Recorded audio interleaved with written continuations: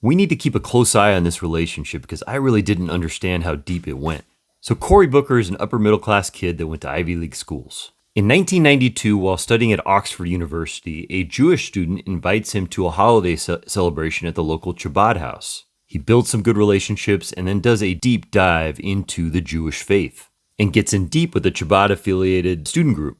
He was co-president despite not being Jewish. This then led him into politics. He became very close with a rabbi who then introduced him to wealthy Jewish donors in Newark. And those donors would later carry him into the mayor's office, unseating Sharp James, who was kind of a mob boss of a mayor who had been there for 20 years and was anti-Semitic.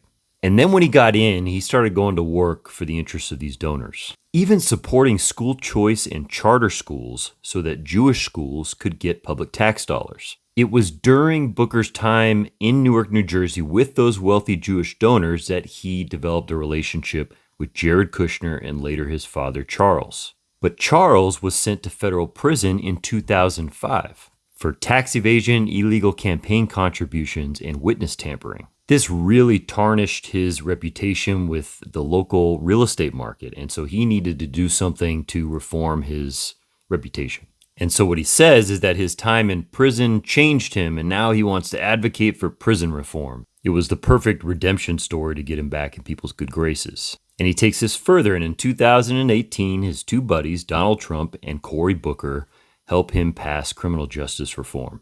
And there were some really good things in there, but it was honestly mostly stuff that most states had already done.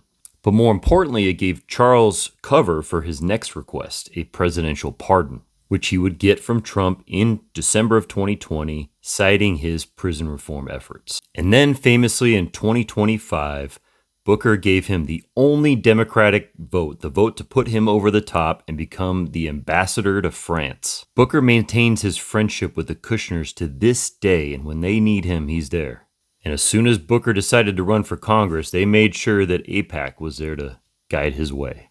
I don't know about you, but it seems to me that Cory Booker may have been groomed from the very beginning. Now, I never want to conflate the interests of the state of Israel with that of Jewish people. But I can't describe this situation any other way. There were, in fact, very wealthy Jewish circles doing this kind of thing. But of course, most Jewish people are not this way. Couldn't be further from the truth. In fact, when I was working for a member of Congress during all of those pro-Palestinian protests under Biden, the vast majority of the protests that we dealt with were led by Jewish people. One time, 15 Jewish people came in the office and read every single Palestinian name that had been killed to that point. It took all day. Jewish people in general are amazing, but this kind of situation is still something we need to talk about. Just like many of my Italian ancestors were doing some crazy corrupt things, still are. Cory Booker and Jared Kushner are like the worst kinds of stepbrothers.